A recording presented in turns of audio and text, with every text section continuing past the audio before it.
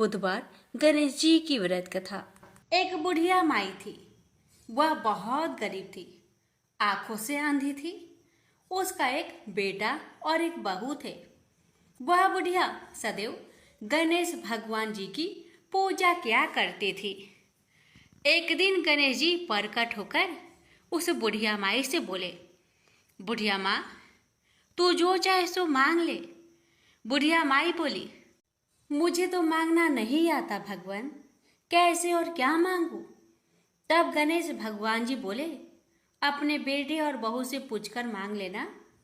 तब बुढ़िया माई ने अपने बेटे से कहा, बेटा, गणेश जी कहते हैं तू कुछ मांग ले, बता मैं क्या मांगू। बेटा ने कहा, माँ तू धन मांग ले। बहू से पूछा तो बहू ने कहा, सासू माँ नाती मांग लो। तब बुढ़िया माई ने सोचा कि ये तो अपने अपने मतलब की बात कह रहे हैं, अतः उस बुढ़िया ने पड़ोसन से पूछा तो उन्होंने कहा कि बुढ़िया माई, तू तो थोड़े दिन तक जिएगी, क्यों तू धन मांगे और क्या नाती मांगे। तू तो अपनी आंखों की रोशनी मांग ले, जिससे तेरी जिंदगी आराम से कट जाए। अब बुढ़िया माई काफी सोच विचार के बाद भगवान से बोली, भगवान, यदि आप मुझसे प्रसन्न हैं तो मुझे 9 करोड़ की माया दे, निरोगी काया दे, अमर सुहाग दे, आंखों की रोशनी दे, नाती दे, पोता दे और सब परिवार को सुख दे, अंत में मोक्ष दे। यह सुनकर तब गणेश जी बोले, बुढ़िया माँ, तूने तो हमें ठग दिया, फिर भी जो तूने मांगा है वचन के अनुसार सब तुझे मिलेगा। और यह कहकर गणेश जी अंतर्ध्यान हो गए। उधर बुढ़िया माँ ने जो कुछ मांगा वह सब कुछ मिल गया। हे गणेश जी महाराज, जैसे आपने उस बुढ़िया माँ को सब कुछ दिया, वैसे ही आपकी कहानी कहने वाले, सुनने वाले, हुक्कार भरने वाले सभी भक्तों को देना। एक समय एक मेढक व मेढकी का जोड़ा था। इनमें से मेढकी हमेशा भगवान विनायक यानी गणेश जी की पूजा अर्चना करती थी। उन्हीं का नाम हर समय जपती रहती थी। यह देखकर मेढक को गुस्सा आता। एक बार उसने गुस्से में मेढकी को कहा कि तू पापी है, जो हर समय पर पुरुष का नाम लेती है। इस पाप को करना बंद कर। धमकी भी दी, यदि आज के बाद विनायक जी का नाम लिया तो वह उसका सिर फोड़ देगा। कथा के अनुसार मेढकी इस बात से गणेश जी उससे नाराज हो जाते हैं। इसके बाद एक दिन राजा की एक दासी आती है और दोनों मेढक मेढकी जिस पानी में रहते हैं उसे एक पात्र में डालकर ले जाती है, जहां वह उस पानी को चूल्हे पर चढ़ा देती है। तभी मेढकी तो भगवान गणेश का नाम लेने से उबलते पानी में भी कष्ट नहीं पाती, लेकिन मेढक दर्द से करा उठता है। गर्म पानी में भी जब वह मेढकी को बिना कष्ट के देखता है तो वह उससे इसका कारण पूछता है। इस पर वह गणेश जी को ही उसका संकट दूर करने वाला बताते हुए मेढक को भी ऐसा ही करने को कहती है। ये सुन जान बचाने के लिए मेढक गणेश जी का नाम लेने लगता है। इससे गणेश जी प्रसन्न हो जाते हैं। कुछ देर में ही 2 सांड लड़ते हुए वहां पहुंचते हैं और चूल्हे पर चढ़े पानी के पात्र को गिरा देते हैं, जिससे मेढक व मेढकी दोनों उस संकट से मुक्त होकर नदी की पाल में गिर जाते हैं। कथा के अंत में सबके साथ ये कहा जाता है कि गणेश जी महाराज ने जिस तरह मेढक व मेढकी का संकट दूर किया, वैसे ही वे सबका कष्ट दूर करें। समतापुर नगर में मधुसूदन नाम का एक धनी व्यक्ति रहता था। मधुसूदन का विवाह 1 मास पहले ही बलरामपुर नगर की सुंदर लड़की, जिसका नाम था संगीता, उसी से हुआ था।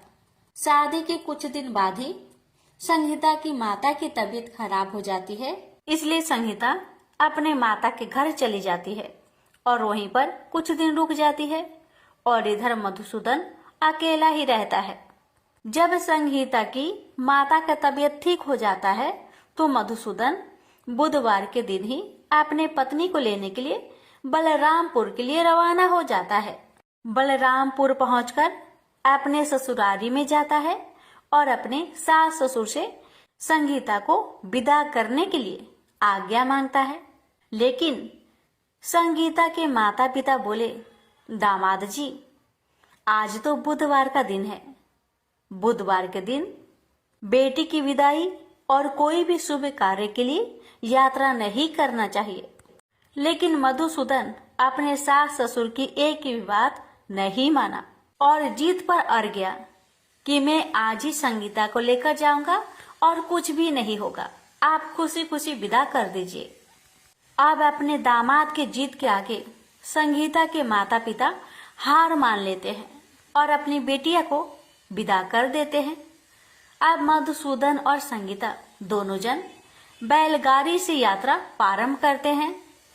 2 कोस की यात्रा के बाद ही उसकी गाड़ी का एक पहिया टूट गया। वहां से दोनों पैदल ही यात्रा करना शुरू कर देते हैं और पैदल चलते चलते बेचारी संगीता तो थक जाती है और उसे जोर से प्यास लग जाती है। तो अपने पति से कहती है, सुनिए जी, मुझे बहुत जोर से प्यास लगी है। तो मधुसूदन कहता है, ठीक है, तुम इस पेड़ की छांव में बैठो, मैं देखता हूँ आसपास में कहीं अगर पानी मिल जाए तो मैं लेकर आता हूँ, तुम यहाँ से कहीं जाना मत। इतना कहकर मधुसूदन पानी ढूंढने के लिए चल दिया।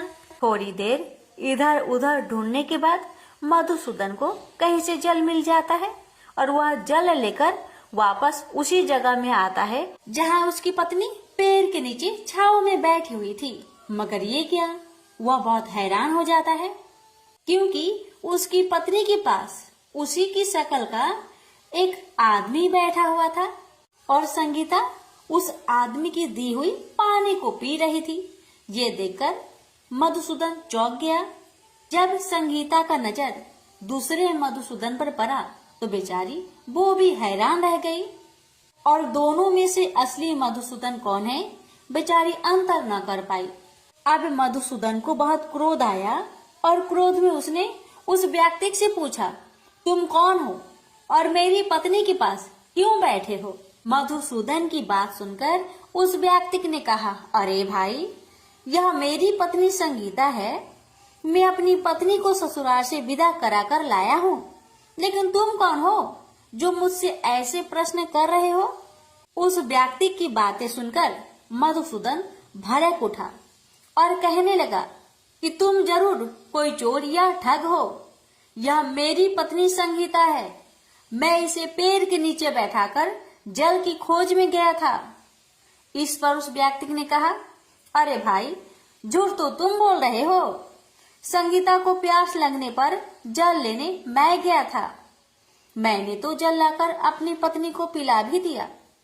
अब तुम चुपचाप यहाँ से चलते बनो, नहीं तो किसी सिपाही को बुलाकर तुम्हें पकड़वा दूंगा। दोनों एक दूसरे से लड़ने लगे।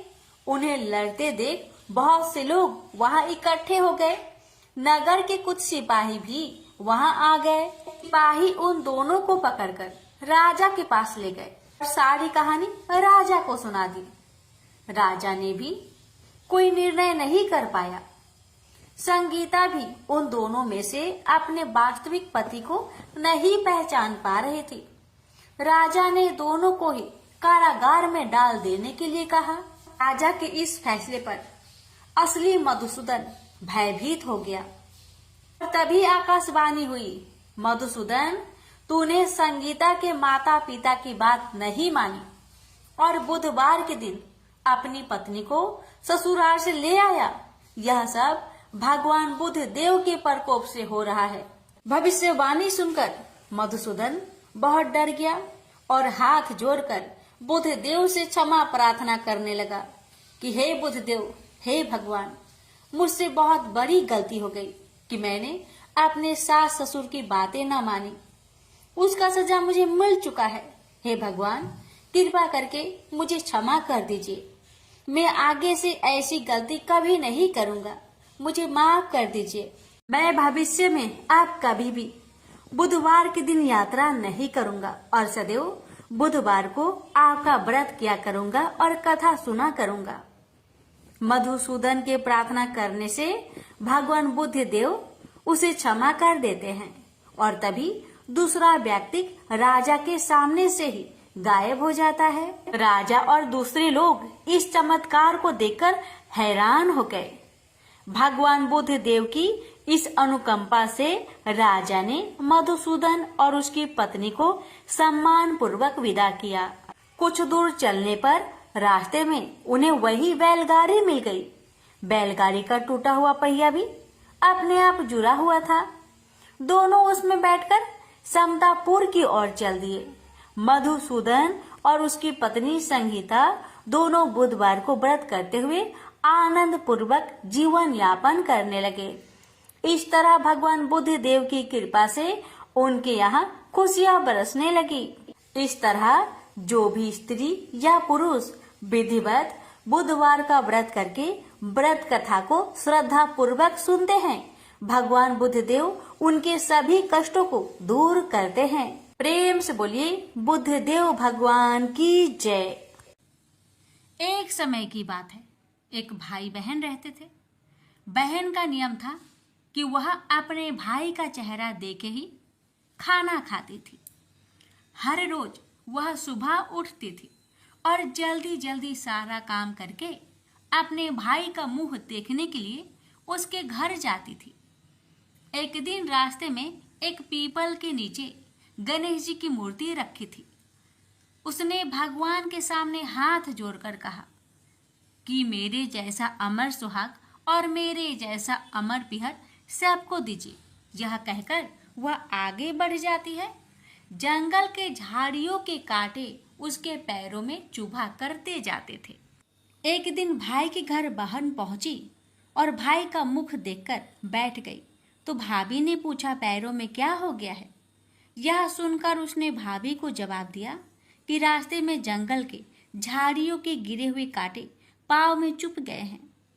जब वह वापस अपने घर आ जाए तब भाभी ने अपने पति से कहा कि रास्ते को साफ करवा दो, आपकी बहन के पाँव में बहुत सारे कांटे चुभ गए हैं। भाई ने तब कुल्हाड़ी लेकर सारी झाड़ियों को काटकर रास्ता साफ कर दिया, जिससे गणेश जी का स्थान भी वहां से हट गया।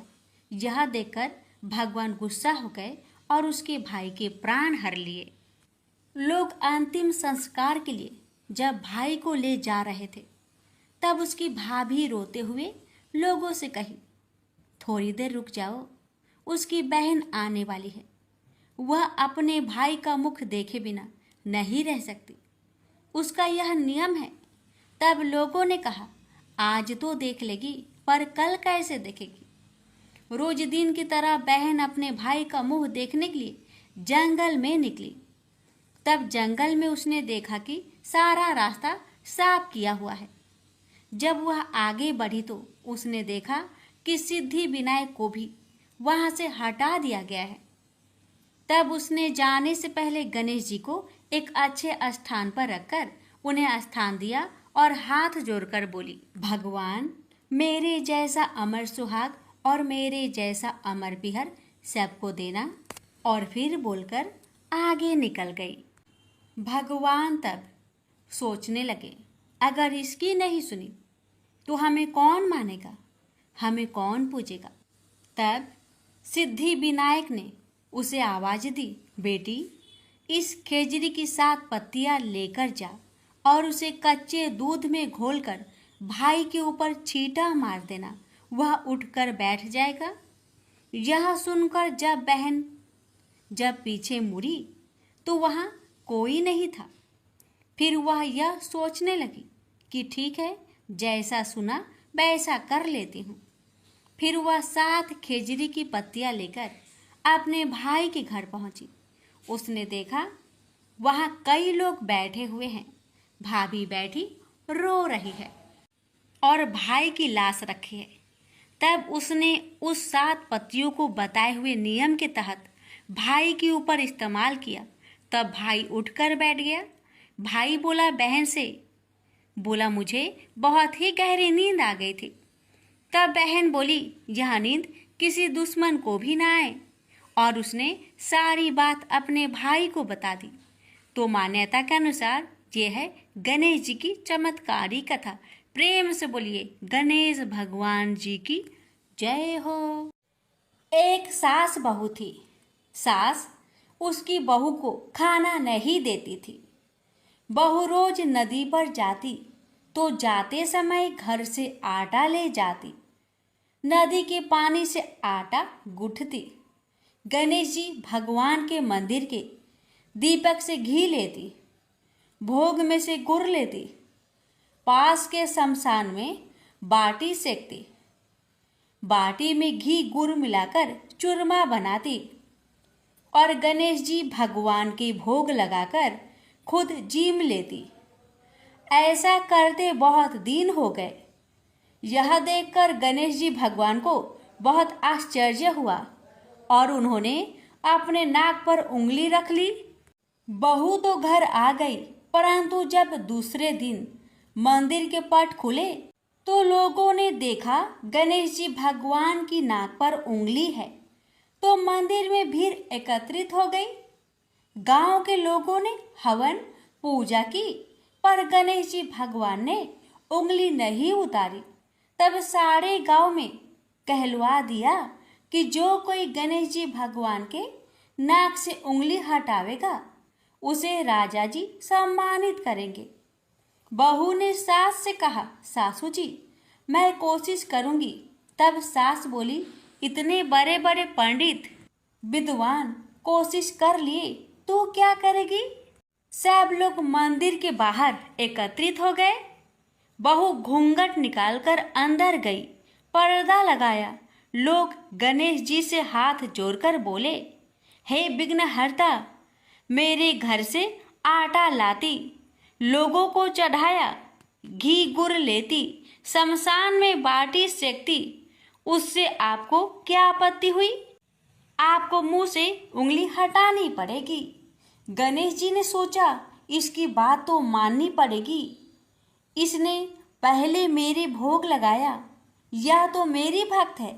गणेश जी भगवान ने उंगली हटा ली और बहू को आशीर्वाद दिया कि इस गांव में सभी प्रेम से रहेंगे। बहू मंदिर से बाहर आई। सब गांव वालों ने कहा, बहू तूने उंगली कैसे हटवाई? तू तो जादूगरनी है। तब बहू ने सारी बात गांव वालों को बताई कि मेरी सास मुझे खाना नहीं देती थी। तब मैं घर से आटा लाकर नदी के पास पानी से आटा लगाकर बाटी बनाकर शमशान में सेककर गणेश जी के दीपक से घी, प्रसाद में से गुड़ चुराकर गणेश जी की भोग लगाकर खुद खा लेती। इसलिए गणेश जी को आश्चर्य हुआ और उन्होंने नाक पर उंगली रख ली और मेरी प्रार्थना पर उंगली हटा ली और मुझे वरदान दिया कि अब से इस गांव में सब प्रेम से रहेंगे। हे गणेश जी भगवान, जैसे बहू का मान बढ़ाया, वैसे जो भक्त आपकी इस कथा को बड़े ही श्रद्धा भाव से श्रवण करे, उन सबका मान बढ़ाना, रक्षा करना, घर में अन्य धन का भंडार भरना। प्रेम से बोलिए गणेश जी महाराज की जय। एक बार गणेश जी एक छोटे से बालक के रूप में एक चम्मच में चावल और दूसरे चम्मच में दूध लेकर निकले। वो हर किसी से कह रहे थे कि कोई मेरे लिए खीर बना दो, कोई मेरे लिए खीर बना दो। एक बुढ़िया माई बैठी हुई थी। उसने कहा, ला बेटा, मैं तुम्हारे लिए खीर बना देती हूँ। इतना कहकर बुढ़िया माई अपने कमरे में जाकर छोटे छोटे 2 कटोरी लेकर आती है। तब 20 रुपये गणेश जी कहने लगे, दादी माँ, छोटी सी बर्तन से क्या होगा? आपके घर में जो सबसे बड़ा बर्तन हो उसी को लेकर आओ। बुढ़िया माई मुस्कुराकर बच्चे के मन रखने के लिए, उसके खुशी के लिए अपने घर की सबसे बड़ा बर्तन लेकर बाहर आई और बालक गणेश के सामने रख दिया। अब तो बुढ़िया माई की आंखें फटी की फटी रह गई। वह जो थोड़े से चावल थे, 1 चम्मच चावल उस बर्तन में डालते ही बर्तन चावल से भर गया और दूसरे बर्तन में 1 चम्मच का दूध डालने से ही बर्तन दूध से भर गया। ये सब देख बुढ़िया आश्चर्य में पड़ गई। अब इतना होने के बाद भेष रूपी गणेश जी कहते हैं, दादी माँ, मैं नहाकर आता हूँ, आप खीर को बनाकर तैयार कर लो। जब बुढ़िया माई बड़े ही प्यार से खीर को बनाया, बूढ़ी माई के पोते पोती खीर खाने के लिए रोने लगे। बुढ़िया ने कहा, गणेश जी, आपके भोग लगे। इतना कहकर चूल्हे में थोड़ी सी खीर डाली और अपने दोनों बच्चों को कटोरी भर भर कर खीर दे दिया। बूढ़ी माई की पड़ोसन ऊपर से देख रही थी, तो बुढ़िया माई ने सोचा ये पड़ोसन जरूर चुगली कर देगी। तो बुढ़िया माई ने उसे भी 1 कटोरा खीर भरकर उसे भी पकड़ा दिया। अब होता है ये कि बेटे की बहू चुपके से आई और 1 कटोरा खीर लेकर बड़े प्रेम से खाई और कटोरा को चक्की के नीचे छुपा दिया। अभी भी गणेश जी नहीं आए थे। बुढ़िया माई को भी भूख लग रही थी।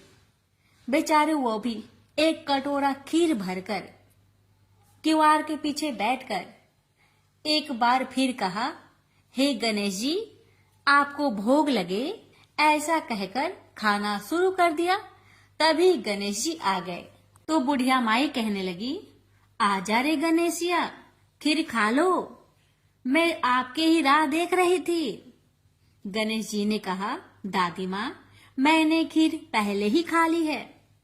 तो बुढ़िया माई ने कहा, कब खाई? गणेश जी कहने लगे, जब आपके पोते पोती ने खीर खाई तब मैंने खाई थी। जब आपकी पड़ोसन ने खाई थी तब भी मैंने खाई थी। और जब बूढ़ी माँ आपकी बहू ने खाई तब भी मैंने खाई थी। और अब जब आप खा रही हो तो मेरा पेट पूरी तरह से भर गया है। तो बुढ़िया माई कहने लगी, बेटा, तुम्हारी सब बात सच है, पर मैं कैसे मानूं कि मेरी बहू ने खीर खाई? बेचारी सुबह से काम में लगी रही है, तो फिर उसने कब खाई? गणेश जी ने कहा, चक्की के नीचे जाकर देख, जूठा कटोरा पड़ा है जो तेरी बहू ने खाकर छुपा के रखी है, और तूने तो मेरे लिए भोग भी लगाया था और तुम्हारी बहू ने वैसे ही खा गई। बूढ़ी माई ने कहा, बेटा, यह घर की बात है, घर में ही रहने दो। अब बताओ कि बची हुई खीर का मैं क्या करूं?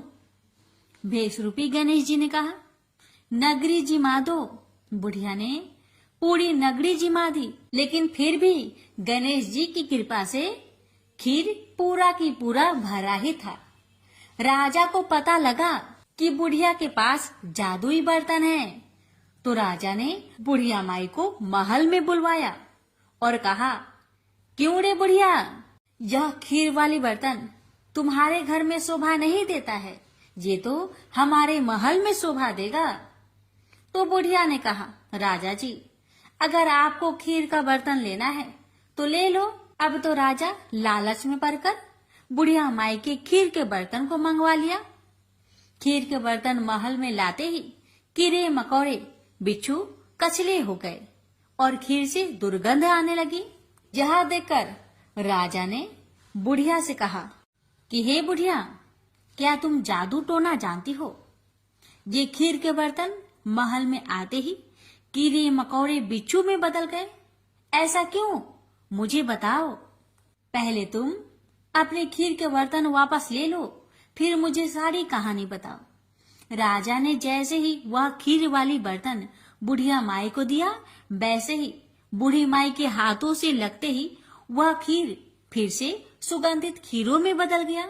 ये देखकर राजा बड़े आश्चर्य में पड़ गया और बूढ़ी माई से कहने लगा, हे बुढ़िया माई, कृपा करके बताओ, ऐसा चमत्कार कैसे?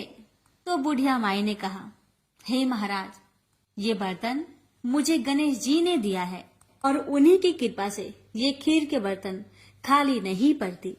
सारी कहानी बताकर बुढ़िया माई राजा से विदा लेकर अपने घर को चली आती है और गणेश जी से कहती है, हे गणेश जी, बची हुई खीर का मैं क्या करूं? गणेश जी ने कहा कि झोपड़ी की कोने कोने में खरा खोदकर गाड़ दो। उसी जगह सुबह उठकर वापस खोदेगी तो धन के 2 चारे मिलेंगे। ऐसा कहकर गणेश जी अंतर्ध्यान हो गए और जाते समय भगवान झोपड़ी को लात मारते हुए गए तो झोपड़ी के स्थान पर महल हो गया। सुबह बहू ने फावड़ा लेकर पूरे घर को खोद दिया, लेकिन कुछ भी नहीं मिला। तो बहू कहने लगी, सासू जी, आपके गणेश जी झूठे हैं। तो सास ने कहा, बहू, मेरे गणेश झूठो नहीं है, ला मैं देखूं। वह सुई लेकर खोजने लगी तो टन टन कर 2 धन के चाड़े निकल आए। बहू ने कहा, सासू जी, आपके गणेश तो साचो ही हैं। सास ने कहा, गणेश जी तो भावनाओं के भूखे हैं। यह गणेश जी जैसे आपने बुढ़िया माई को दिया वैसे सबको देना। विनायक जी की कहानी कहने वाले, हुक्कार भरने वाले और आसपास के सुनने वाले सबको देना। प्रेम से बोलिए जय श्री गणेश। ये कथा है गणेश जी की एक दंत होने की। बात उस समय की है जब परशुराम ने अपनी प्रतिज्ञा के अनुसार पृथ्वी को क्षत्रियों से रहित कर दिया था। तब वे अपने गुरु भूतनाथ के चरणों में प्रणाम करने और गुरु पत्नी अम्बा तथा उनके नारायण तुल्य दोनों गुरु पुत्र कार्तिकेय और गणनायक को देखने की लालसा से कैलाश पहुँचे। वहाँ उन्होंने अत्यंत अद्भुत कैलाशपुरी का दर्शन किया। अपने गुरु की उस दिव्य पुरी के दर्शन कर उनका नंदन आनंद विभोर हो गए। फिर उन्होंने शिव का 15 योजन ऊंचा और 4 योजन विस्तृत अत्यंत सुंदर आश्रम देखा। परशुराम वहां सबसे मिले और उन्होंने सबसे बात की। इसके बाद वे नंदीकेश्वर से आज्ञा प्राप्त कर प्रसन्नता पूर्वक आश्रम के भीतर प्रविष्ट हुए। कुछ ही आगे जाने पर महातपस्वी परशुराम ने बहुमूल्य रत्नों से निर्मित सैकड़ों मंदिर देखे। उन्होंने वहां का भीतरी द्वार देखा जो नाना प्रकार की चित्रकारी से चित्रित तथा हीरे मोतियों की गुथी हुई मालाओं से अत्यंत शोभ्यमान था। परशुराम ने द्वार के बाएं भाग में अपने गुरु पुत्र कार्तिकेय को देखा और दाहिने ओर पार्वती नंदन गणेश तथा शिव पार्वती का अवलोकन किया।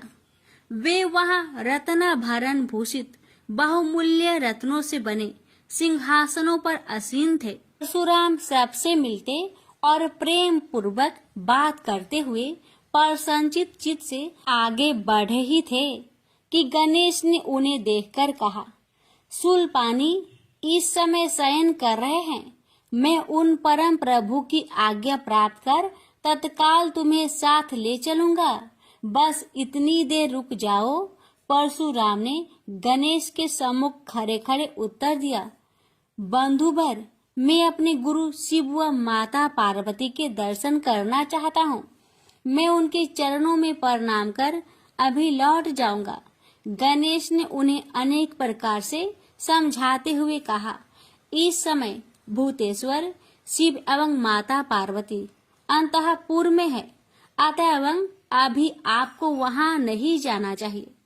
परम गुरुदेव शिव एवं माता पार्वती के चरण कमलों के दर्शन करने का मेरा सहज अधिकार है। परशुराम अपने आग्रह पर दृढ़ थे, किंतु गणेश उन्हें अत्यंत विनय पूर्वक समझाते रहे। मैं तो परम पिता शिव एवं माता पार्वती के दर्शनार्थ जाऊंगा ही। यह कहकर परशुराम आगे बढ़ना ही चाहते थे कि गणेश ने उन्हें रोक दिया। 21 बार पृथ्वी को क्षत्रियों से रहित करने वाले भृगु नंदन कुपित हो गए और उनका गणेश से विवाद ही नहीं हुआ, हाथापाई भी होने लगी। कुमार कार्तिकेय ने उन्हें समझाने का प्रयास किया, किंतु क्रोध परशुराम ने उन्हें धक्का दे दिया, जिससे वह गिर गए। शिव पुत्र गणेश ने उठकर परशुराम की ओर डंडा के लिए उनकी भर्त्सना की, तो क्रोध परशुराम ने अपना तीक्ष्ण परशु उठा लिया। तब गणेश ने अपनी सूंड बढ़ाकर उन्हें उसमें लपेट लिया और घुमाने लगे। गणेश की सूंड में लिपटे परशुराम सर्वथा असहाय और निरुपाय थे। गणेश के योग बल से परशुराम अस्तंभित रह गए। गणेश ने परशुराम को सप्तद्वीप, सप्त पर्वत, सप्त सागर, भूलोक, स्वर्गलोक, जनलोक, ध्रुवलोक, गौरीलोक और शंभुलोक में घुमाते हुए समुद्र में फेंक दिया। परशुराम समुद्र में तैरने लगे तो निरामयी गणनाथ ने उन्हें पुनः अपनी सूंड में उठा लिया और घुमाते हुए बैकुंठ धाम दिखाकर गोलोक धाम का दर्शन करा दिया। वहां परशुराम ने मंद मंद मुस्कुराते हुए बंसी विभूषित नव नीरद श्री कृष्ण के साथ रासवेड़ी राधा का दर्शन किया, तो वे बार बार उनके मंगलमयी चरण कमलों में प्रणाम करने लगे। कुछ देर बाद परशुराम सचेत होकर पृथ्वी पर गिर पड़े। समय उनका प्रतिवादी मुख स्तंभ गणेश जी द्वारा किया हुआ स्तंभन भी दूर हो गया। तब उन्होंने अपने अभीष्ट देवता श्री कृष्ण के जगत गुरु शिव द्वारा प्रदत्त परम दुर्लभ स्रोत एवं कवच का स्मरण किया और संपूर्ण शक्ति से सूर्य की प्रभा के तुल्य तीक्ष्णतम अपने परशु से गौरी नंदन पर प्रहार कर दिया। गणेश ने अपने परम पूज्य पिता के अमोघ अस्त्र का सम्मान करने के लिए उसे अपने बाएं दांत से पकड़ लिया। शिव शक्ति के प्रभाव से वह तेजस्वी परशु गणेश के बाएं दांत को समूल काट कर पुनः रेणु का पुत्र परशुराम के हाथ में लौट आया। गणेश का दांत टूटते ही भयानक गर्जना हुई और रक्त का फवारा फूट पड़ा। मुंह से निकलकर रक्त से सना दांत भूतल पर गिर पड़ा। उस समय धरित्री कांप उठी। यह दृश्य कार्तिकेय, क्षेत्रपाल आदि पार्षद तथा शून्य में देवगण अत्यंत भयभीत होकर हाय हाय करने लगे। कैलाशवासी डर से मूर्छित हो गए। निंद्रापति सुधत्मा शिव की निंद्रा भंग हुई। बेटा यह क्या हुआ? दौड़ी हुई पार्वती आई तो उन्होंने अपने पुत्र गणेश के टूटे दांत तथा रक्त से सने हुए मुंह को देखा और देखा कि उनके हृदय खंड गणेश क्रोध शून्य परम शांत लज्जा से सिर झुकाए खड़े हैं। अत्यंत व्याकुल होकर उन्होंने अस्कंद से पूछा, क्या बात है? यह कैसे हुआ? स्कंद द्वारा संपूर्ण वृत्तांत सुनकर पार्वती अत्यंत क्रोध हुई और अपने प्रिय पुत्र गणेश जी को सीने से लगाकर रोती हुई शिव से बोली, मेरे पुत्र गणेश और आपके शिष्य परशुराम में किसका दोष है? आप ही निर्णय करें। फिर माता पार्वती ने अपने सम्मुख परशुराम को शिव के प्रमोदक द्वारा चरण कमलों की निर्भयता पूर्वक सेवा करते हुए देखकर कहा, हे महाभाग राम, तुम योगियों के गुरु देवाधिदेव महादेव के शिष्य हो। तुम शुद्ध मन वाले हो। तुम्हारी अशुद्धता का कारण मेरी समझ में नहीं आ रहा। तुमने करुणामय गुरु से अमोघ परशु प्राप्त कर पहले तो उसकी क्षत्रिय जाति पर परीक्षा की और अब गुरु पुत्र पर परीक्षा की है। श्रुति गुरु दक्षिणा देने का निर्देश करती है और तुमने अत्यंत निर्दयता पूर्वक गुरु पुत्र का समूल एक दांत ही नष्ट कर दिया। अब इसका सिर भी काट डालो। चरमता का अमोघ परशु प्राप्त कर ले तो क्षुद्र श्रृंगाल भी वनराज को मार सकता है। इतना कहकर क्रोध से भगवती पार्वती परशुराम को मारने के लिए प्रस्तुत हो गई। भयवश परशुराम ने मन ही मन करुणा सागर गुरु को प्रणाम कर अपने इष्ट देव गोलोकनाथ श्री कृष्ण का स्मरण किया। तभी पार्वती ने अपने सम्मुख एक बौने ब्राह्मण बालक को देखा। उस पर तेजस्वी ब्राह्मण बालक को देखकर आतुरता से भगवान शंकर ने भक्ति पूर्वक मस्तक झुकाकर प्रणाम किया। उसके बाद माता पार्वती ने भी उसे प्रणाम किया। परम तेजस्वी ब्राह्मण बालक ने शिव एवं पार्वती को शुभ आशीर्वाद प्रदान किया। यह दृश्य देखकर कैलाशवासी बालक बालिकाएं भयभीत एवं चकित हो गए। फिर भगवान शंकर ने उनका पूजन किया। वे वामन भगवान रत्न सिंहासन पर विराजमान थे। उनका उत्कृष्ट तेज सर्वत्र फैल रहा था। भगवान शंकर ने मधुर शब्दों में कहा, आज मेरा परम सौभाग्य है जो आपने कृपा पूर्वक मेरे यहाँ पधारकर मुझे सेवा का अवसर प्रदान किया है। सुतोष शिव की मधुर वाणी से प्रसन्न होकर ब्राह्मण बाल रूपी स्वयं श्री हरि ने गंभीर स्वर में कहा, आप लोग की वर्तमान स्थिति जानकर मैं श्वेत द्वीप से आ रहा हूँ। मेरे भक्तों का कभी अमंगल नहीं होता। मेरा सहस्त्र सार उनके रक्षार्थ प्रतिक्षण प्रस्तुत रहता है, किंतु गुरु के रुष्ट होने पर मैं विवश हो जाता हूँ। गुरु की अवहेलना बलवती होती है। विद्या और मंत्र प्रदान करने वाला गुरु अभिष्ट देव से 100 गुना श्रेष्ठ है। गुरु से बढ़कर कोई देवता नहीं है, पार्वती से बढ़कर कोई पतिव्रता नहीं है तथा गणेश से उत्तम कोई जितेंद्रिय नहीं है। भृगु नंदन ने गुरु पत्नी एवं गुरु पुत्र की अवहेलना कर दी है। उसी का मार्जन करने के लिए मैं यहाँ उपस्थित हुआ हूँ। श्री हरि ने भगवान शंकर के बाद भगवती पार्वती से कहा, तुम जग जननी हो। तुम्हारे लिए गणेश, कार्तिकेय और परशुराम भी पुत्र तुल्य है। इन परशुराम ने स्नेह के प्रति शिव और तुम्हारे मन में भेद नहीं है। आता एवं जो उचित समझो करो। देव बड़ा प्रबल होता है। बालकों का यह विवाद तो देव दोष से ही घटित हुआ है। तुम्हारे इस प्रिय पुत्र का एक दंत नाम वेदों में प्रसिद्ध है। फिर श्री हरि ने परशुराम से कहा, राम, तुमने क्रोधवश शिवा पुत्र गणेश का दांत तोड़कर अनुचित किया है। इस कारण तुम निश्चय ही अपराधी हो। ये सर्वशक्ति स्वरूपा पार्वती प्रकृति से परे और निर्गुण है। श्री कृष्ण भी इन्हीं की शक्ति से शक्तिशाली हुए हैं। ये समस्त देवताओं की जननी है। तुम इनकी स्तुति कर इन्हें संतुष्ट करो। इतना कहकर श्री हरि बैकुंठ के लिए प्रस्थान कर गए। परशुराम ने भी स्नान कर शुद्ध वस्त्र धारण कर लिए। वह हाथ जोड़कर गुरुदेव के चरणों में प्रणाम कर सिर झुकाए जगजननी गौरी का स्तवन करने लगे। भक्तवर परशुराम के संपूर्ण अंग पुलकित थे और उनके नेत्र से अश्रु प्रवाहित हो रहे थे। इस प्रकार करुण प्रार्थना करते हुए अंत में परशुराम ने कहा, जगजननी रक्षा करो, मेरे अपराध को क्षमा कर दो। भला कहीं बच्चे के अपराध करने से माता कुपित होती है। यह कहकर परशुराम ने माता पार्वती के चरणों में प्रणाम कर अत्यंत दुखी होकर रोने लगे। परशुराम की करुण प्रार्थना से करुणामयी पार्वती का हृदय द्रवित हो गया। उन्होंने प्रीति पूर्वक परशुराम को अभय दान देते हुए कहा, बेटा अब शांत हो जाओ।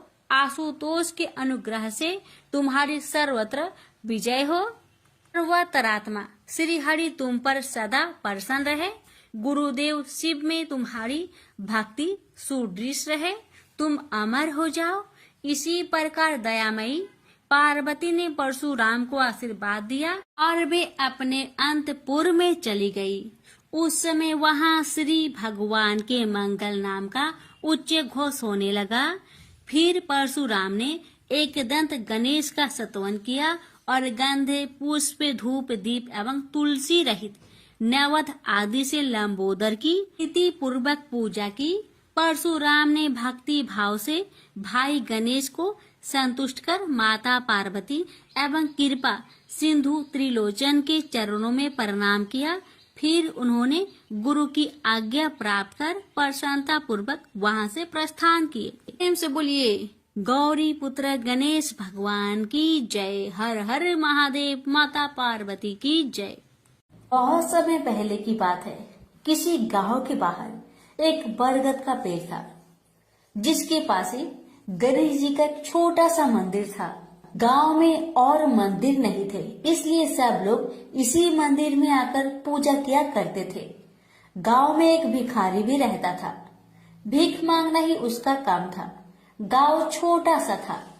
भिखारी को काफी भीख नहीं मिलती थी, इसलिए यह और कोई उपाय न देखकर मंदिर के दरवाजे पर बैठने लगा। सोचने लगा कि लोग यहाँ धर्म करने आते हैं और नहीं तो सही पेट भरने लायक भीख तो मिल जाया करेगी।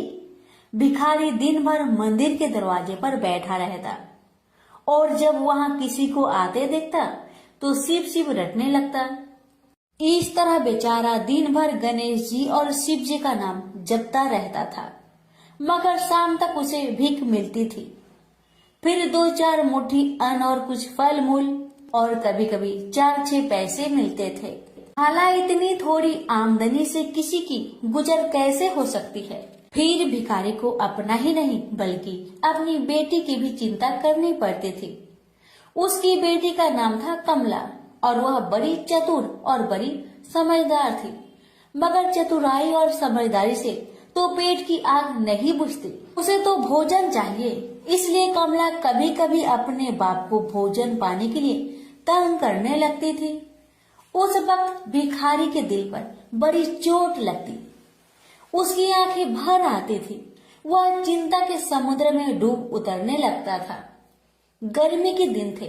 दोपहर का समय था। ऊपर आसमान और नीचे धरती धक धक जल रही थी। चारों तरफ सन्नाटा छा रहा था। ऐसे ही समय में महादेव पार्वती लोगों का सुख दुख देखने इस संसार में आए। चलते चलते वे उसी गांव में पहुंचे और गणेश जी के मंदिर के सामने से निकले। भिखारी उन्हें आते देख ओम नमः शिवाय की रटना रटने लगा। भिखारी की यह हालत देख पार्वती जी को बड़ी दया आई। उन्होंने महादेव जी से कहा, भगवान इस भिखारी की तरफ भी तो देखिए, बेचारा कितना दुखी है। देखिए तो कितने प्रेम से आपका नाम जप रहा है और आप भगवान कितने कठोर है। आपको क्या इस भिखारी पर दया नहीं आई?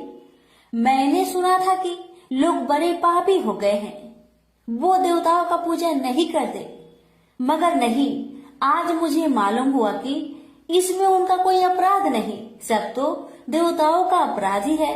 आप इसी भिखारी को ले लीजिए। बेचारा को आपका नाम लेते लेते बरसों बीत गए, इतने पर भी अभागा पेट भर भोजन तक नहीं पाता। जब देवता ही ऐसे कठोर हो जाएंगे तब कोई काहे उनकी पूजा करेगा। महादेव जी को पार्वती जी की बात लग गई। भगवान बोले, देवी आप असल बात क्या है नहीं जानती और आप जान भी नहीं सकती, क्योंकि आपका हृदय ही इतना कोमल है कि मैं कहता हूँ देवी आप जिद ना करें, जो हो रहा है उसे होने दीजिए।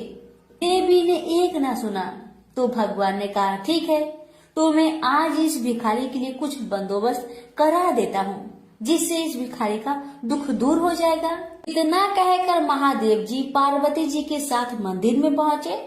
माता पिता को आते देख गणेश जी उठकर खड़े हो गए। उन्होंने बड़े प्रेम से माता पिता को प्रणाम किया। महादेव जी ने गणेश जी को आशीर्वाद दिया और कहा, देखो बेटा, यह भिखारी बरसों से तुम्हारे द्वार पर बैठा है, मेरा नाम जपा करता है, मगर तुमने अब तक इस पर दया क्यों नहीं किया? अब ऐसा कुछ उपाय करो जिससे इस बेचारे का दुख दूर हो जाए। गणेश जी ने हाथ जोड़कर उत्तर दिया, अच्छी बात है पिताजी, 7 दिन के भीतर उसका दुख दूर हो जाएगा। उसे कहीं न कहीं से 2 लाख रुपए मिल जाएंगे। गणेश जी का उत्तर सुनकर महादेव पार्वती आगे को चल गए।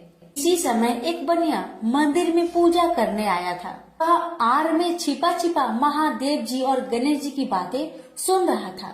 उसने सोचा ये तो बहुत अच्छा मौका है, यदि थोड़ी चतुराई से काम लूं तो सहज ही 2 लाख का मालिक मैं हो सकता हूँ। बस वह बड़ी खुशी से भिखारी के सामने पहुंचा और उसे प्रणाम कर एक तरफ बैठ गया। भिखारी को आज तक किसी ने प्रणाम नहीं किया था, न कोई उसके पास आकर बैठा ही था। बनिए के इस काम से भिखारी ने समझा कि यह बेशक कोई भला मानुष है। वह मन ही मन प्रसन्न हुआ और बनिए से बोला, बाबा आप बहुत दयालु जान पड़ते हैं, कहिए मेरे पास आने की कृपा क्यों कर हुई?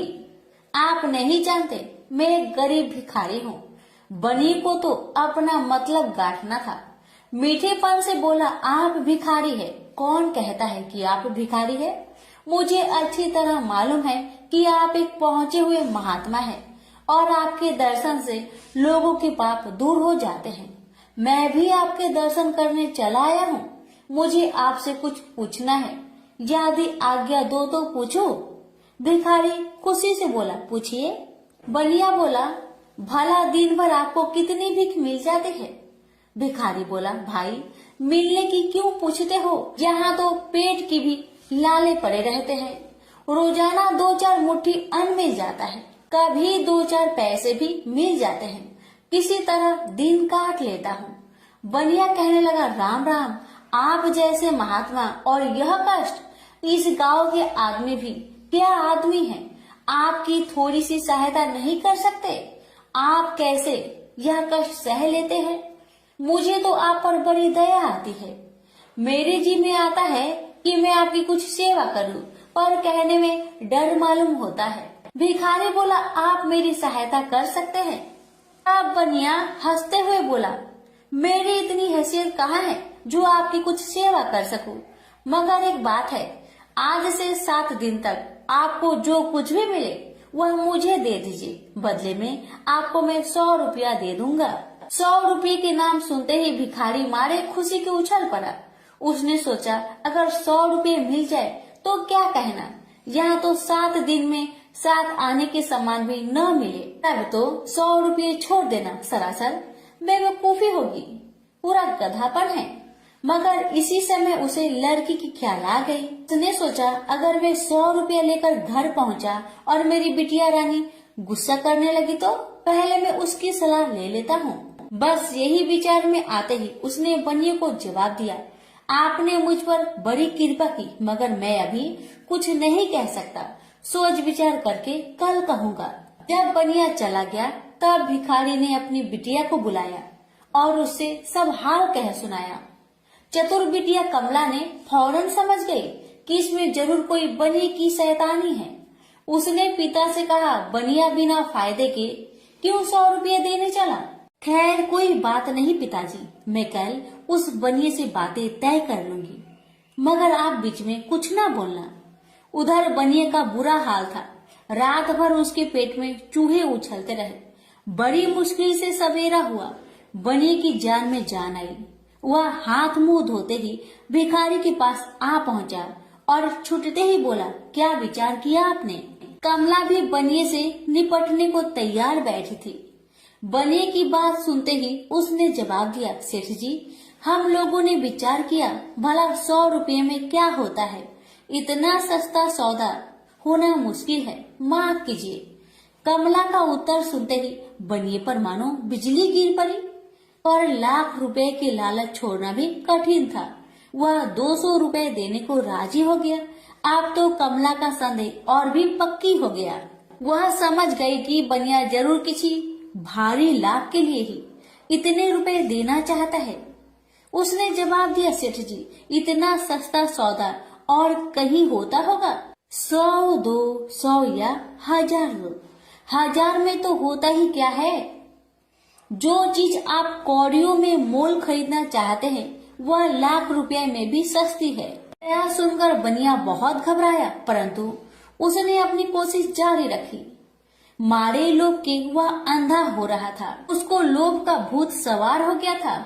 उसने 100 दो, 100 से बढ़कर अंत में 50,000 लगा दिए। अब कमला ने सोचा, इतने रुपए थोड़े नहीं होते। अब बिटिया कमला ने सोचा, इतने बड़े रकम को छोड़ना ठीक नहीं है। उसने बनिए से कहा, खैर आप नहीं मानते तो मैं ही आपकी बात मान लेती हूँ, मगर शर्त ये है कि रुपए अभी मिलने चाहिए। ये शर्तें मंजूर करने में बनिए को क्या उजर थी। वह खुशी खुशी घर लौटा। उसने सोचा 50,000 रुपए देकर 1 लाख लेना कुछ बुरा नहीं है। 2 लाख न सही 1.5 लाख मालिक तो बन ही जाऊंगा। आहा, मेरी तकदीर भी कितनी चोखी है। साथ ही दिन में 50,000 का लाभ हो गया। उसने घर आते ही भिखारी के पास 50,000 रुपए भेज दिए। अब बनिया हर रोज भिखारी के पास आता और उसकी दिन भर की भीख घर ले आता। इस तरह 6 दिन बीत गए। अब तो बनिए को बड़ी फिक्र हुई। 7वें दिन वह फिर गणेश जी के मंदिर में पहुंचा।